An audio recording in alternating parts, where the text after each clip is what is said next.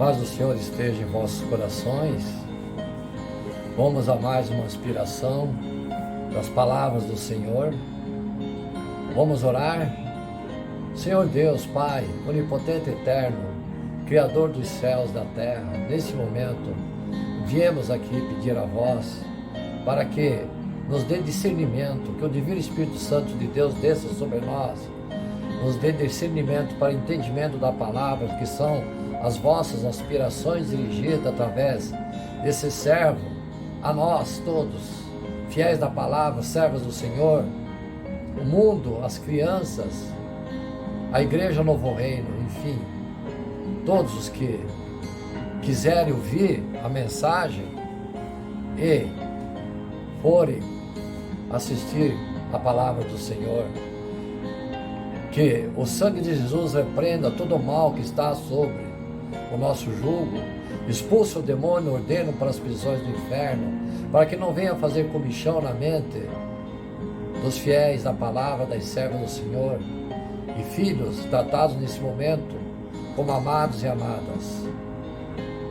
Então vamos dar início à nossa palavra, amados e amados. Solidão e angústia de Jesus. Vamos falar os tópicos Deus em julgamento, Pilato no banco dos réus, o grande dia do Senhor, quanto mais amor faz a nossa fé, o orgulho que cega a nossa fé. Vamos tratar de todos esses temas para engrandecer o nosso conhecimento através da palavra do Espírito Santo de Deus, que quer transmitir a você, amado e amada. Jesus sentiu angústia também. Jesus orou, Jesus chorou, igual humano, mas ele era o príncipe dos céus, da terra. E você, amado e amada, já se sentiu angustiado alguma vez? Reflita os teus princípios agora e veja se realmente teve momentos que você sentiu angústia no seu coração. Então, a palavra agora nós vamos transmitir a você através do Divino Espírito Santo. Alguém que entende que te provou algo muito maior do que você está provando, e que ao conhecer o que ele provou para você, precisa saber que ele provou para que você não provasse mais, e que nele você achasse o descanso. Onde você tem procurado descanso em meio à tua tragédia, à tua angústia, tuas lágrimas? Aonde? Qual o caminho que você tomou? Estamos nos aproximando do ministério de Deus, que se fez carne para conquistar na cruz o povo que somos nós. Marcos capítulo 14, versos 32 e 42. Jesus vai ao Getsêmani e convida seus discípulos a vigiarem em oração, mas eles não fazem. E Jesus reforça que o Espírito estava pronto, mas apesar da carne estar fraca, precisavam orar. Em Mateus capítulo 14, versos 32 e 33, Jesus vai com os discípulos no Getsêmani para orar, e leva um pouco mais adiante apenas, e leva um pouco mais adiante apenas três, Pedro, Tiago e João. O livro de Marcos retrata dois momentos em que Jesus se retira para orar. Marcos capítulo 1, verso 35, Jesus está no início do seu ministério público, antes da sua escolha dos 12 discípulos. Apenas 4 deles estavam com ele. Esta era a etapa do ministério de Jesus. As multidões, antes de começar a treinar seus discípulos, no trecho de Marcos capítulo 3, verso 13 e 19. Depois disso, Jesus começa a ser desprezado pelos líderes religiosos e por sua família, e começa a ensinar em parábolas, nos treinamentos para seus apóstolos. Marcos capítulo 6, verso 46, Jesus ora pela segunda vez,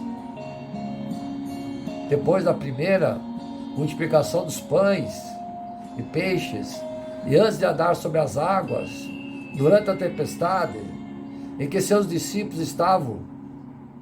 E a palavra aqui reforça que eles ainda não haviam entendido o milagre da multiplicação dos peixes e dos pães. Por quê? Primeiro teve o milagre da multiplicação dos pães e dos peixes para 4.000 fiéis. Depois ele fez novamente o milagre antes de ir ao mar e parar as águas, peixes e pães para 5.000 almas. Depois da segunda multiplicação de pães e peixes é que ocorre a confissão de Pedro e dos discípulos. Isso marca o terceiro momento do ministério de Cristo, que é a intensificação da sua revelação para os discípulos e sua entrada no templo para a confrontação dos líderes religiosos e a destruição do templo. Pedro, Tiago e João foram levados em alguns momentos para experiências mais próximas de Cristo.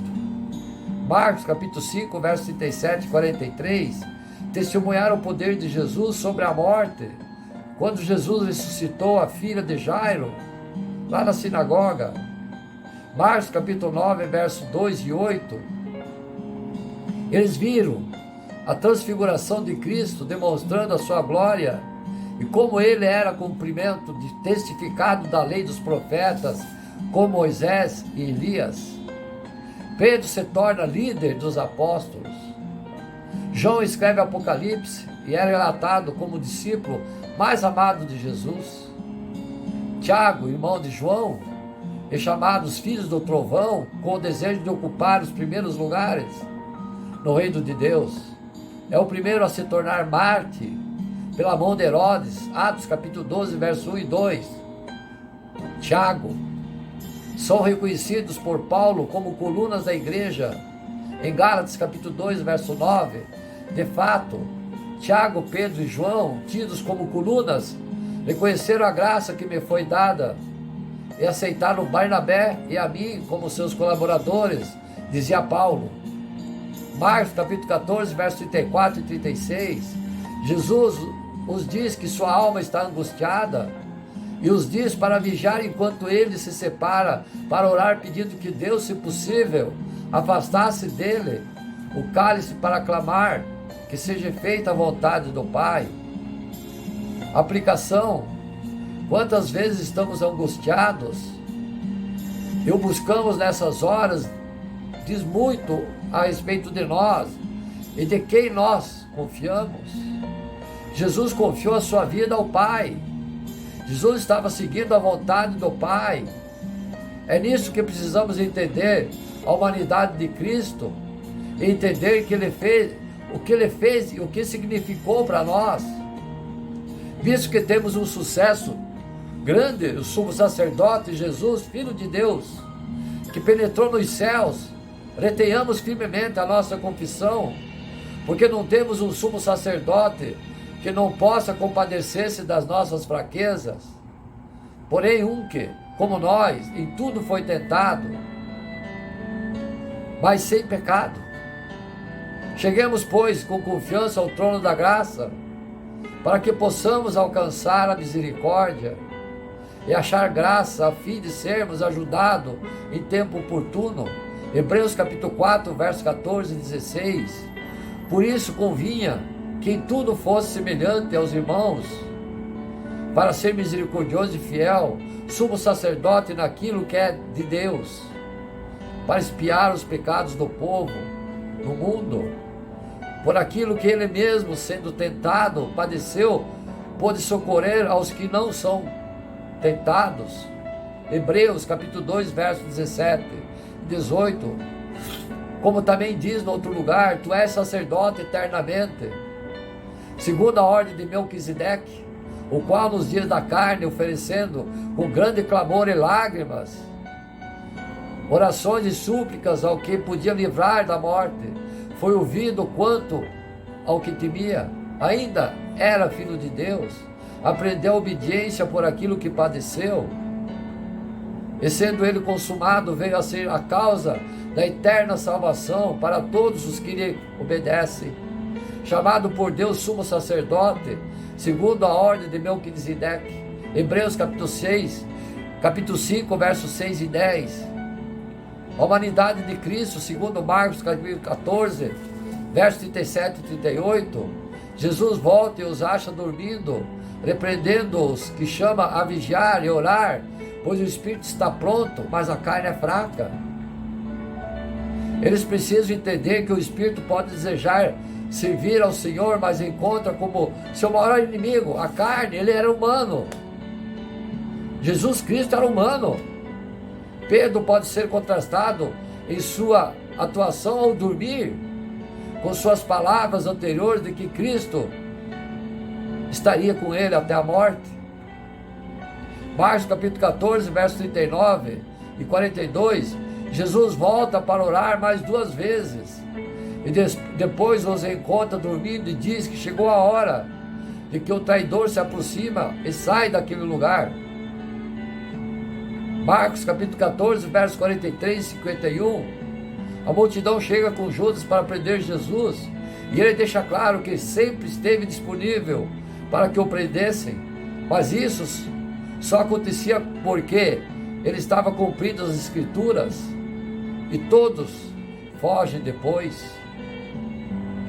Marcos capítulo 14, verso 43, enquanto Jesus ainda falava, uma multidão bem armada, vinda da parte dos líderes, se aproximava Judas.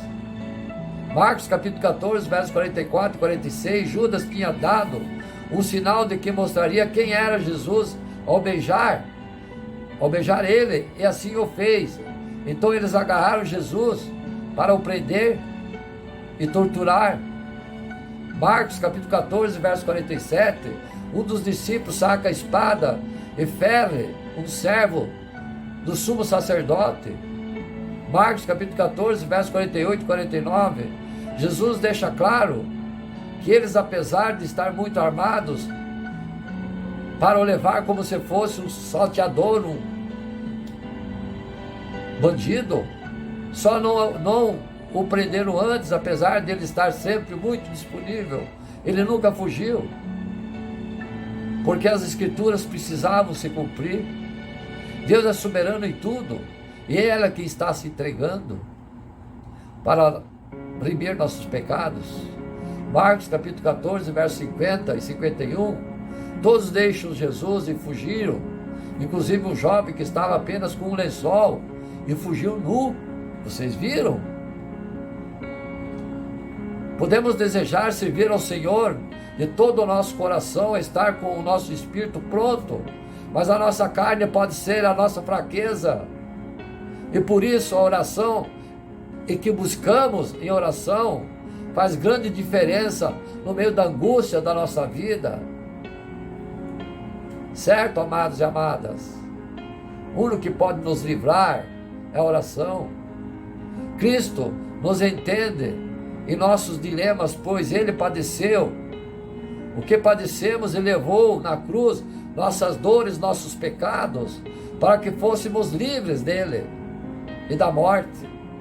Cristo morreu a nossa morte para que vivamos a vida dele. Jesus cumpriu tudo que o Pai o consagrou para cumprir, para que ele se tornasse o exemplo a ser seguido. E cada vez mais que conheçamos quem é Jesus e o sigamos, Ele cuida de nós e nos transforma em meio às experiências da nossa vida, como foram os apóstolos Pedro, Tiago e João, que se tornaram instrumentos poderosos na mão do Senhor. Depois que experimentaram a decepção consigo, contemplaram a vitória do verdadeiro herói a todos, Jesus Cristo, Filho de Deus. E você, amado e amada, tem provado suas derrotas de autoconfiança? Se sim, então você está sendo preparado para confiar naquele que realmente venceu e cuida de nós. Entregue-se a Ele, pois Ele se entregou por você. Temos que meditar essa palavra, não em certos momentos de sofrimentos de Jesus. Nós, certos cristãos, é claro que tem exceções, querem somente fartura, prosperidade. Não é assim.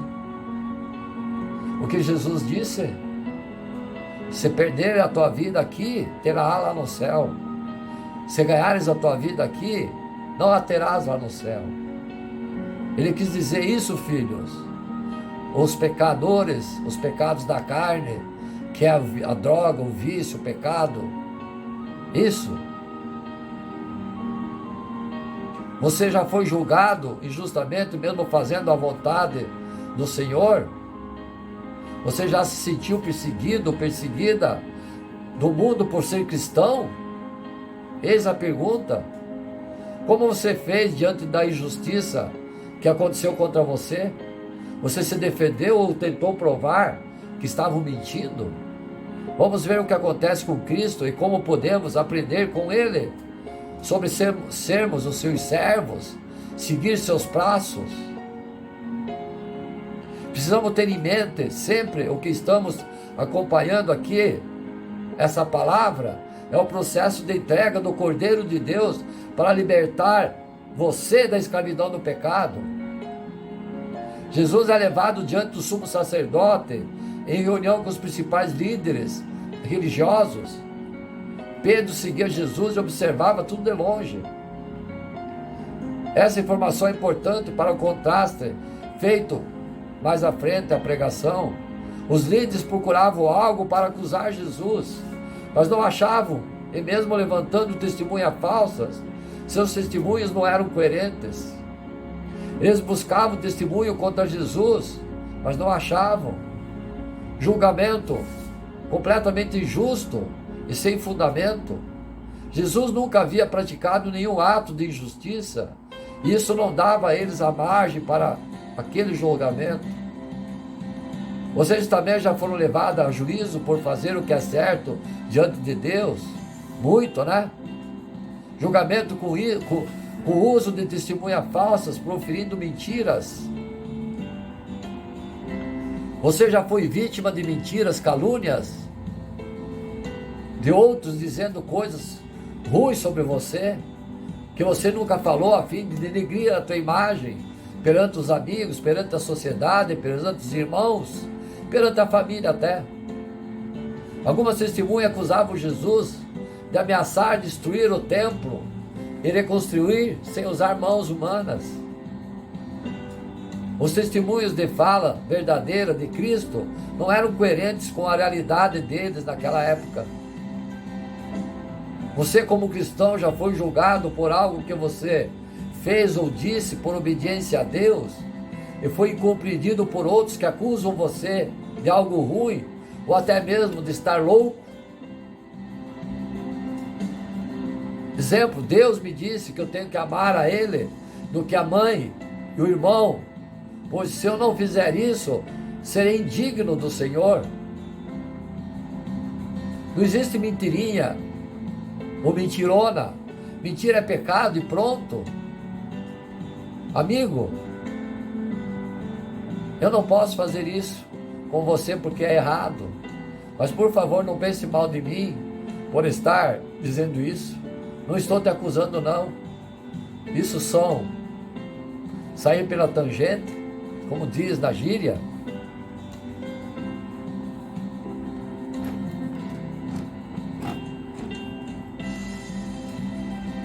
O sumo sacerdote pergunta se Jesus não irá se defender naquele julgamento, e ele guarda tudo em silêncio. Eles tentam produzir provas contra Cristo, caso ele se defendesse. Você já foi chamado a se defender de acusações infundadas e injustas contra você, porque você estava fazendo a vontade de Deus?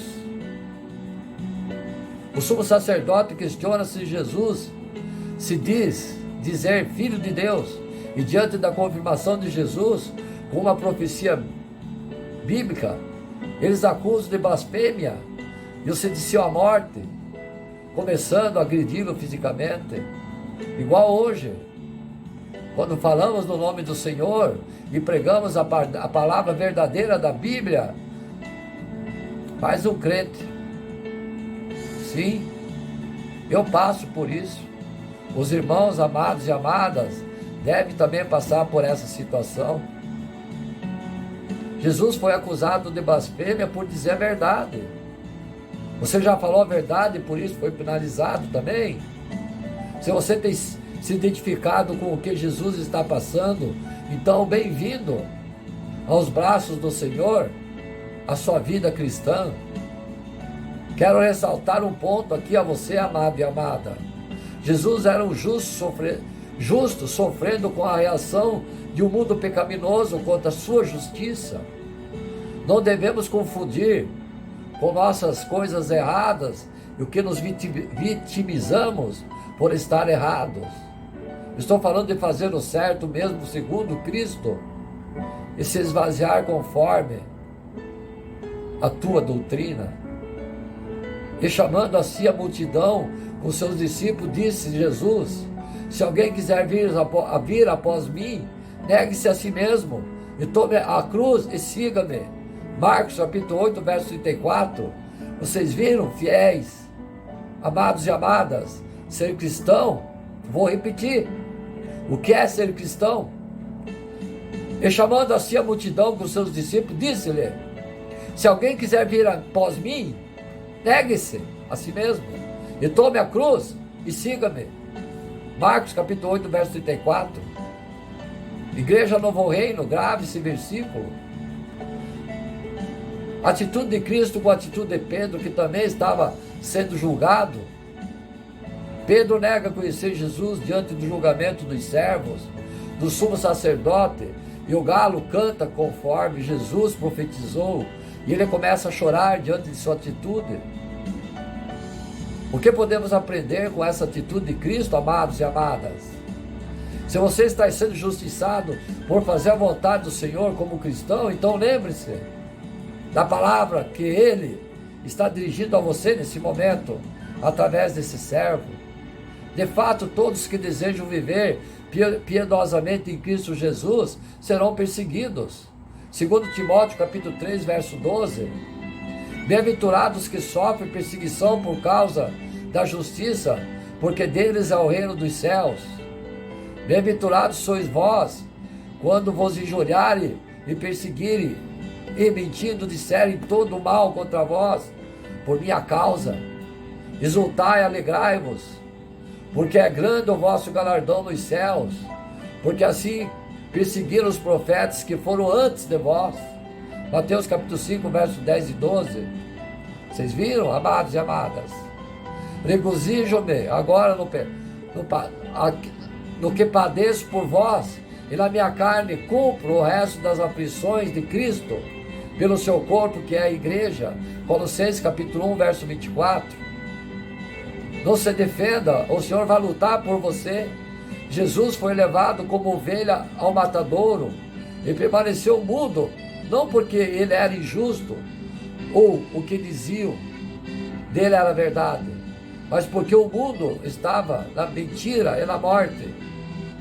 Não produza provas contra você, tentando se defender da mentira.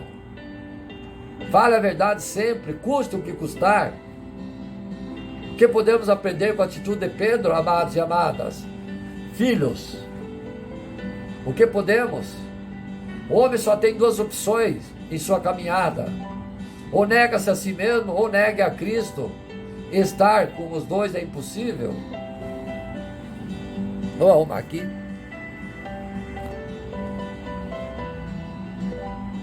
Ao ser julgado por estar certo, do lado certo, quando o homem não abre a mão de si mesmo, em nome da verdade, ele decide por obedecer ao mundo e não ao sistema, e não a Deus e a sua vontade eterna. E desta forma pecamos contra o Senhor soberano e abraçamos o mundo que um dia será julgado e destruído por sua maldade. De que lado você está, amado e amada? Negando a si mesmo em nome da verdade ou com medo de ser julgado pelo mundo, está negando ao Senhor? Você negou já, igual Pedro? Vamos ver então Pilato no banco dos réus. Vamos ver o que cabia a ele, a responsabilidade que cabia a Pilatos. Hoje, uma frase que mais vemos na boca de pessoas que querem viver uma vida de erros é: não julgues o irmão. Mas será que isso é bíblico ou só uma desculpa para pecar? Mas essa desculpa não está somente na boca de quem vive uma vida fora da vontade de Deus. Também encontramos na boca daqueles que em nome da paz não querem se envolver, mesmo diante das injustiças. Esses são os covardes que se escondem detrás de uma falsa espiritualidade, um tipo de humildade e desejo de apenas cumprir o que lhe cabe, sem se envolver com o problema dos outros. Mas deixa eu dizer uma coisa a você, amado e amada. Todos nós estamos no banco dos réus. Quando nos referimos a Deus e a sua posição eterna, pois todas as coisas estão diante daquele que sonda mentes e corações e julgará cada um pelas suas obras e sua fé. Depois que Jesus foi julgado na casa do sumo sacerdote durante a madrugada e negado por Pedro, ele agora é conduzido para Pilatos. Jesus é levado pelos líderes religiosos para Pilatos. Pilatos questiona se Jesus era o rei dos judeus, porque Pilatos fez esse questionamento porque o temor do Império Romano era o levante contra o reinado de César. Os judeus usaram essa acusação para garantir que o Império também se levantasse contra Cristo. Mas Jesus se autoproclamou rei? Não. Vamos ver algumas palavras que ele vai nos transmitir, que provam isso. Após a multiplicação dos pães e peixes, sabendo, pois, Jesus que havia de vir arrebatá-lo para fazer-o em rei, tornou a retirar-se ele só para o monte. João capítulo 6, verso 15. O diabo ofereceu um reinado humano a Jesus, novamente o transportou o diabo a um monte muito alto e mostrou-lhe todo o reino do mundo e a glória deles, e disse-lhe: tudo isso te darei, se prostrados me orares. Então disse-lhe Jesus: vai-te, Satanás, porque está escrito: ao Senhor teu Deus adorarás e só a Ele servirás. Mateus capítulo 4, verso 8 e 10. Jesus deixou claro o seu reinado, porque o meu reino não é deste mundo. João capítulo 16, verso 36. Qual a profecia que Jesus cumpria aqui, amados e amadas? Foi rejeitado como rei. Alegra-te muito, ó filha de Sião, exulta, ó filha de Jerusalém, eis que o teu rei virá a ti, justo e salvador, pobre montado sobre um jumento, e sobre um jumentinho, filho de jumenta. Zacarias capítulo 9, verso 9. Nós, como seguidores de Jesus, amados e amadas, precisamos entender que o seu reino não é aqui, e que por isso não devemos lutar como se estabelecêssemos o reino aqui e agora, como fazem os reinos humanos, por armas humanas, armas das trevas, política corrupta. O reino de Deus é um reino espiritual, ético, que é povoado por todos aqueles que foram retirados do império das trevas e conduzidos para o reino de Deus da luz, e que vive este reino já aqui, agora espiritualmente, de maneira ainda precária, mas de maneira a viver os valores do rei, aqui e serem governados por ele nesse tempo.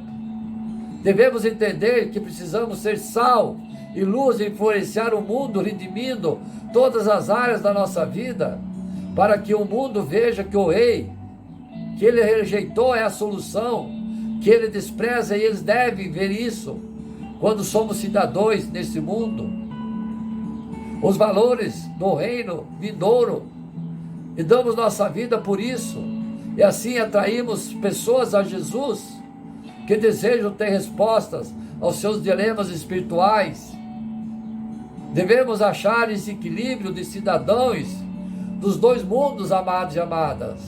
Como isso é feito? Como Jesus fez? Ele cumpriu sua missão. Ele, mesmo injustiçado, não buscou se defender, pois sua missão estava se cumprindo, pois sua visão estava focada na eternidade e não no secular e horizontal.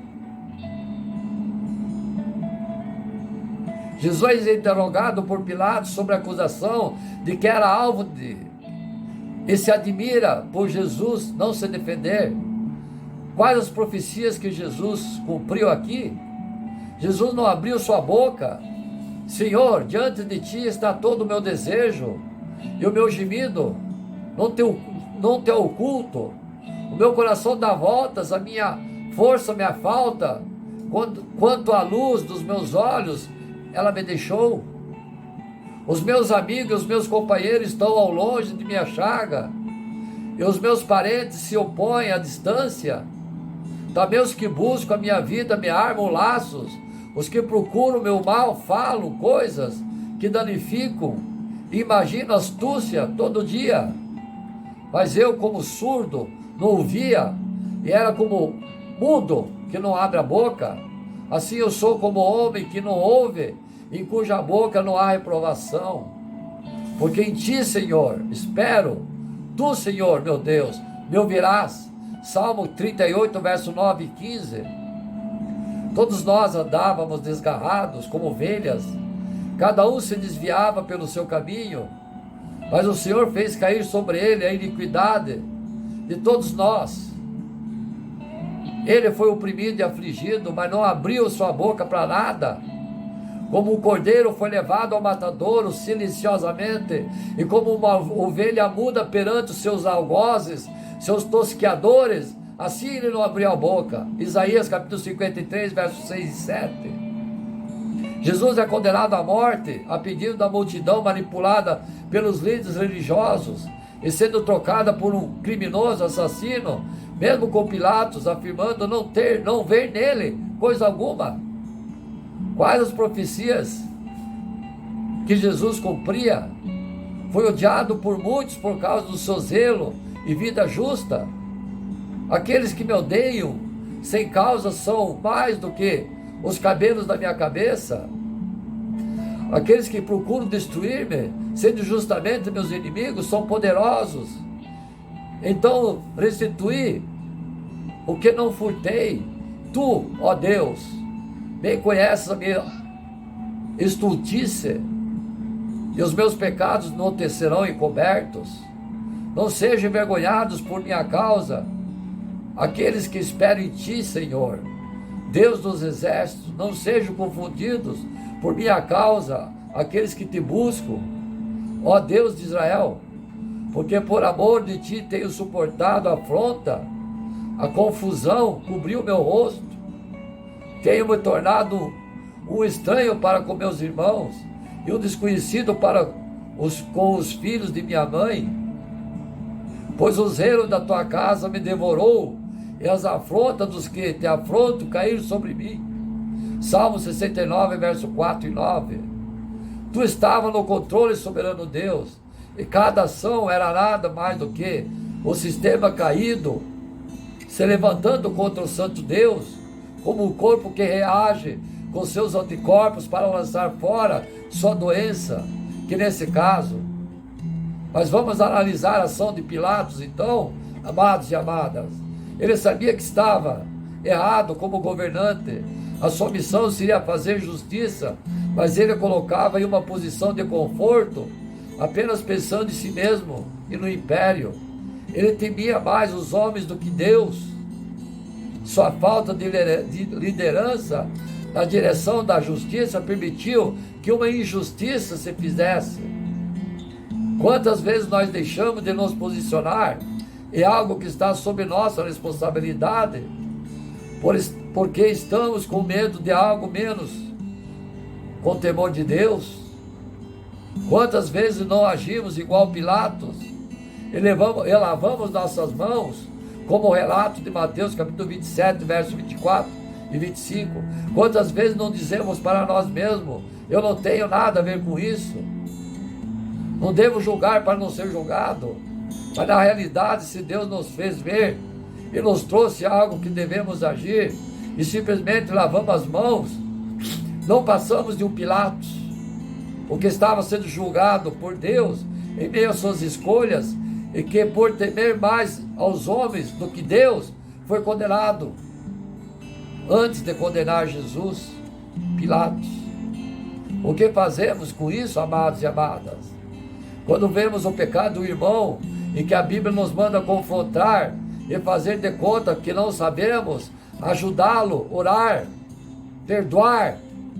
Quando alguém vem fofocar com você sobre alguém, ao invés de você defender a honra daquela pessoa, fica apenas em silêncio, como se nada acontecesse, ou mesmo contribui até para a fofoca aumentar, por medo de perder a amizade do fofoqueiro, ou melhor, no termo grotesco, puxa-saco. Quando você vê uma injustiça em algum lugar, e você poderia se posicionar mesmo de maneira educada, mas deixa claro que aquilo é errado, e você não faz nada mesmo sabendo que Deus te chamou para fazer nada. Não estou dizendo que você deva ser um ativista, pois devemos ser sábios, mas existem momentos em que devemos nos posicionar, pois é muito claro o apelo a perguntar nossa posição. Jesus foi condenado por ser verdadeiro no meio de mentira, e nós, como servos deles, também deveríamos ser condenados pelo mundo por estarmos ao lado da verdade e da justiça, pois quando estamos do lado da injustiça, então estamos no banco dos réus de Deus e somos culpados de muito sangue. Sim, amados e amadas, é dessa forma que temos contribuindo para o grande dia do Senhor. Existem muitas visões diferentes em virtude da falta de clareza bíblica às vezes sobre certas situações. A palavra de Cristo após o sermão profético é sempre sobre a importância de vigiar, orar e perseverar. O mundo estará desavisado e achando que tudo está bem e normal, mas nós não estaremos. Marcos capítulo 13, versos 32 e 37, Mateus capítulo 24, 36 e 44, o mundo desconsiderava a vida de Noé e seu testemunho. 1 Tessalonicenses, versos 5, 1 e 11, nós estamos cientes de tudo, como Noé estava, que o mundo não estará. Mas quando acontecerá isso, os Tessalonicenses também estavam incomodados com isso, estavam sofrendo perseguições. Paulo agora fala sobre a vida de Jesus. Precisamos estar atentos aos seguintes pontos que Paulo fala. O dia do Senhor não chegou para ele, pois é necessário. Primeiro, vamos lá, para que ele chegue, apostasia, revelado o homem da iniquidade, o anticristo, o filho da perdição, se levanta contra tudo que se chama Deus, ou é objeto de culto, e se sentará no santuário de Deus, apresentando-se como se fosse o próprio Deus. Já está acontecendo isso, né, amados e amadas? Terceiro, mas ainda tem algo que detém a ser revelado. Existem algumas hipóteses. Apostasias impedem, como se a palavra traduzida fosse arrebatar. Ação do Espírito Santo na igreja, a tornando sal e luz, a tribulação. A mão de Deus que impede a sua ação total pós-tribulação. Depois de sua revelação do Senhor, o destruirá em sua vida. Vamos entender a cronologia de Marcos, dita por Jesus, Marcos capítulo 13, verso 14 e 27. Ora, quando vós virdes a abominação do assolamento, que foi predita por Daniel o profeta, estar onde não deve estar, quem lê entenda. Então os que estiverem na Judéia fujam para o monte. Isso se fala muito, né, amados e amadas? E o que estiver sobre o telhado, não desça para casa, nem entre para tomar alguma coisa da casa. E o que estiver no campo, não volte atrás. para tomar as suas vestes. Mas ai das grávidas e das que criarem naquele dia. Orai, pois, para que a vossa fuga não suceda no inverno. Porque naqueles dias haverá uma aflição tal que nunca houve desde o princípio da criação de Deus, criou o mundo até agora, e nem jamais haverá. E se o Senhor não o abreviasse naqueles dias, nenhuma carne se salvaria, mas por causa dos eleitos, escolheu, abreviou aqueles dias. Então, se alguém vos disser, eis aqui Cristo, ei-lo ali, não acredites, porque se levantarão falsos cristos, falsos profetas, e farão sinais prodígios, para enganar até, se possível, os escolhidos, até você, amado e amada, se não prestar atenção. Mas vós, vede, eis que de antemão vos tenho dito tudo.